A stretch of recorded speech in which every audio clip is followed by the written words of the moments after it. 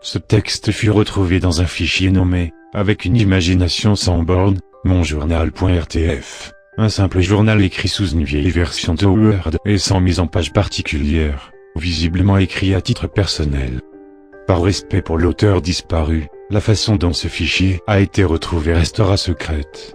22 septembre 2010 15h35. Bonjour cher journal. Bien que tu n'existes pas, je vais me présenter, ça me fera rire quand je me relirai dans quelques années. Je m'appelle Vincent Vintz, j'ai 25 ans, et je suis un chômeur longue durée, j'ai récemment été renvoyé de mon université d'études scientifiques, car mes professeurs me trouvaient trop étrange, trop underground pour eux. Pfff, ils ne comprennent pas mon génie ces idiots. Ah, je suis célibataire aussi. Mais ça, j'ai un peu honte de le marquer ici. Mais je me fiche de leur avis. J'ai mes propres idées qui rira bien qui rira le dernier, en plus, j'ai pu récupérer du matériel en partant. Revenons-en à moi, j'habite une petite maison reculée dans une région forestière du centre et de la France. Mes parents me l'ont gentiment acheté en titre de dernier cadeau, elle tombe un peu en miettes, il y a des araignées et il fait froid, mais c'est ma maison à moi. Comme à chaque automne, le temps est merdique, il pleut depuis ce matin et il n'y a aucun rayon de soleil dehors, c'est déprimant, et la télévision allumée dans le salon n'arrange rien. Quand je regarde par la fenêtre, qui se trouve non loin de mon bureau, je ne vois que du gris et du vert gris de forêt. Bon, j'ai des projets scientifiques, mais je vais m'arrêter là pour le moment, je n'ai pas envie de m'ennuyer en relisant mon journal, on dirait du Proust. 22 septembre 2010 16h40. Heureux. J'ai mangé un truc en regardant un téléfilm, vous voyez les téléfilms de merde qui passent sur M6 ? J'en suis rendu à ça pour m'occuper. Je pourrais bien jouer en ligne, mais ma connexion me permet juste d'aller sur le net, mon ping est trop élevé pour pouvoir jouer à CS, vous ou autre. Mais c'est pas grave, comme je le disais tout à l'heure, j'ai des projets.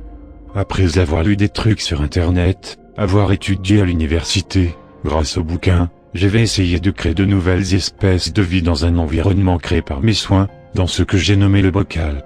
Le bocal est une grande cage en verre mûr et lisse, elle possède des petits trous pour l'aération sur le dessus.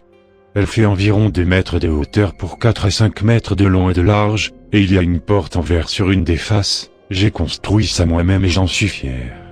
Je vais aller chercher de la terre, mousse et autres machins locaux, pour une fois je remercie la pluie. C'est très bon pour trouver des insectes, des champignons. 23 septembre 2010 4h21.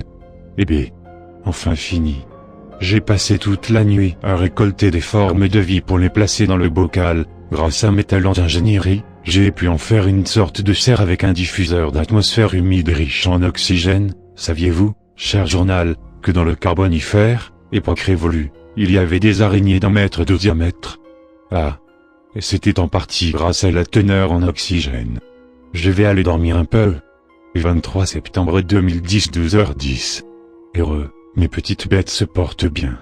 Je détaille ce que j'ai ajouté dans le bocal, des champignons locaux que j'ai pris au hasard, l'humidité et l'oxygène vont les faire repousser en masse dans le bocal. Des petits insectes comme des coléoptères, araignées et autres machins, à pattes ou sans pattes, quelques insectes volants aussi. Des plantes diverses, dont de la mousse, de la mauvaise herbe, et tout.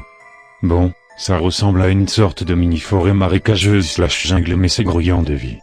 Apparemment les bestioles se plaisent bien là-dedans. Je suis impatient de voir ce que mon petit cocktail d'air modifié, que cette vie respire va leur offrir. 25 septembre 2010 15h30. Nouvelle journée grisâtre en perspective, sauf que j'ai le bocal à regarder. Je ne sais pas si je vous l'avais dit, mais il se situe dans ma pièce, expérience pas loin de mon salon. J'ai déplacé mon bureau devant le bocal pour pouvoir constamment regarder le petit écosystème que j'ai créé de mes mains. J'ai ajouté un peu plus d'oxygène dans l'air de la mini-serre, le taux est à présent de plus ou moins 55%, comparé au 21% moyen dans l'atmosphère terrestre. Au centre du bocal il y a une sorte de petite mare qui se remplit quand je fais pleuvoir artificiellement le plafond du bocal, une fois par jour, pour créer un climat très humide, très riche en oxygène. Les champignons poussent à vitesse grand V et les plantes se portent bien, les insectes grouillent un peu partout. J'en reparle d'ici quelques jours, pour dire ce que ça donne. 1er octobre 2010 13h20. Il fait toujours aussi gris dehors. Alors, il y a un nouveau pour le bocal. Et du grand nouveau avec un grand G et un grand N A. Les champignons atteignent presque la moitié de la hauteur du bocal, j'ai réussi à faire grandir la vie. Je suis si brillant. Sans parler des insectes. Ils sont à présent plus ou moins 2 fois plus grands, mais loin des plus grands de leur espèce. J'ai pas pris des mégales non plus, et semblent un peu plus intelligents. Plutôt que d'être indépendants, ils commencent à se réunir en communauté, un peu comme les fourmis. Ils font des petits trous dans le sol, pour se cacher quand il pleut. Je pense éventuellement aller chercher des formes de vie de l'extérieur du bocal pour voir comment celles du bocal vont réagir. 2 octobre 2010 16h45. Pouet cher journal. J'ai fait ce que j'ai dit, j'ai profité d'une accalmie pour aller chercher quelques insectes dans la forêt, puis je les ai placés dans le bocal. Il s'est passé des choses étranges, les habitants à pattes du bocal refusent l'accès de leurs petits trous à leurs nouveaux amis, il leur arrive même de les menacer, voire de les tuer pour les manger. Ce qui a conduit une partie des nouveaux arrivants à se regrouper eux aussi. Pour le moment, les 2 communautés partagent leur nourriture, allant en chercher chacun dans leur coin, il y a assez de plantes et de champignons pour tout le monde. L'air que je leur fais respirer les rend intelligents, je suis curieux de voir ce que ça va donner. 3 octobre 2010 14h02. Malheureusement, la première communauté d'insectes, plus grand que la deuxième récemment implantée, commence à avoir envie de chair fraîche, et commence à attaquer la deuxième communauté. C'est étonnant de voir des araignées, coléoptères et autres insectes travailler ensemble. Certains des plus grands insectes commencent à avoisiner les 20 cm, et je ne rentre plus dans le bocal sans ma combinaison botanique. C'est marrant de voir des champignons faire la moitié de notre taille. Les insectes viennent me voir avec une certaine curiosité. 6 octobre 2010 17h50. Ça se complique, la deuxième communauté a totalement été exterminée par la première, et la taille des insectes a encore doublé. Ils font à présent la hauteur d'un Yorkshire et deviennent agressifs quand j'entre dans le bocal. Je pense que je vais devoir tuer tout cet écosystème. Je vais aller injecter le gaz dans l'atmosphère. Mais ça ne sert à rien que j'écrive ça, je vais détruire ce fichier et tout le matériel. Je pense que l'humain ne doit pas jouer avec certaines choses. 6 octobre 2010 19h06. J'ai parlé trop vite, le gaz ne leur fait rien. Je les ai rendus tellement solides et modifiés que leur corps assimile ça comme une sorte d'oxygène. Ils ont l'air de se douter que j'ai voulu les tuer, et lorgnent les murs en verre du bocal avec un air méchant. Je n'ose plus rentrer dedans, je commence à être un peu inquiet. Je vais leur couper l'oxygène, normalement ça va les étouffer. Mais au cas où, je vais aller voir dans la cave s'il n'y a pas un produit qui pourrait les tuer à coup sûr. J'emporte mon PC portable pour vérifier avec internet. 6 octobre 2010 19h40. Apparemment, le manque d'oxygène ne leur a pas plu, je les entends depuis la cave taper contre les murs en verre du bocal.